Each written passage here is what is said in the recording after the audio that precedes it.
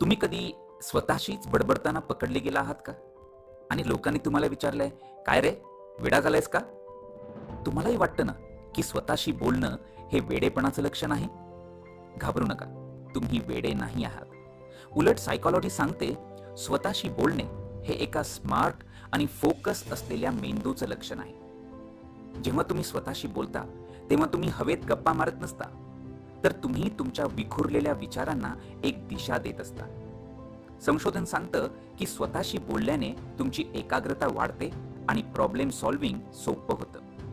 अगदी आईन्स्टाईन सुद्धा स्वतःशी बोलायचे. त्यामुळे लोक काय म्हणतात त्याकडे लक्ष देऊ नका. बिंदास स्वतःशी गप्पा मारा. तुम्ही आरशात बघून स्वतःशी काय बोलता?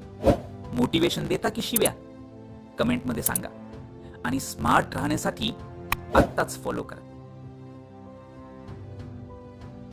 मनाचे खेळ, परिस फाउंडेशन.